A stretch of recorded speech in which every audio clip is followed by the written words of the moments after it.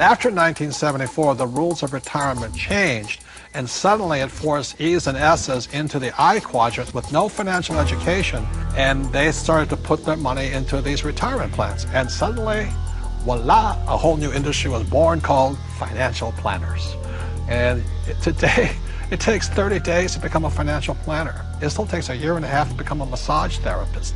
You know what I mean? What do you think of mutual funds? I think they're a great way to make money if you sell them to other people.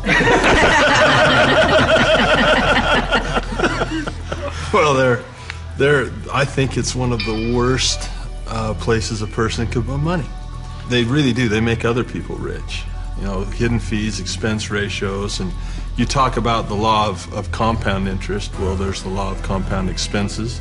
Okay, so let me ask you this. If I say to you, invest for the long term, you know what I mean, for 30, 40 years, what do you think about that in a paper asset? You've lost control that quick. Liquidity is what paper assets are about. Your ability to sell and buy without negotiating problems.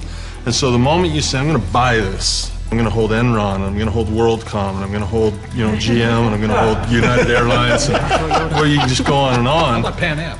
Yeah, but the moment you decide to hold that, what control do you have? None. You know, yeah, in real estate, you can force the appreciation, paint it, carpet. You can't do that with paper. Right. Well, Your only control is to sell. If you hold it forever, you're rolling the dice and saying, I hope it works out. Right. There's a lot of people say, you know, stocks are the best way to go and don't get into real estate. You know, there's a lot of these financial advisors. But the stocks are good for people who are not business people. You see, as entrepreneurs and real estate people, when you look at a financial statement, I personally am responsible for income, expenses, assets, liabilities. But as an investor, even in Microsoft, I have no control over income, expense, assets, and liabilities. Is that All correct? you can do is sell or hedge. That's all you can do. Well, that's right. And what makes it worse is that you take those paper assets that you don't have control over because you're investing long term, and then you put them into a 401k, so you have even less control, because once they're in that 401k, you can't take them out. You really can't do anything with them. You're penalized for early withdrawal. You're penalized for pulling them out. And then, on top of that, you don't even get the one tax benefit you get with paper assets is capital gains. And you put it into a 401k, you've lost that benefit. On top of that, when you pull it out, there's three types of taxes: earned income, portfolio income, and capital gains or passive income. And savings and mutual funds, what are they taxed at? Well, when you pull them out, when it's going through a 401k, they're all taxed at that highest ordinary income rate. It's the worst thing you could possibly do if you plan to be rich. But if you plan to be poor, it's a pretty good plan. Robert, I've seen you take heat in the press by this, where you say they're risky. And I'll tell you where I think the risk is. When you sit down and they say, we're going to diversify you.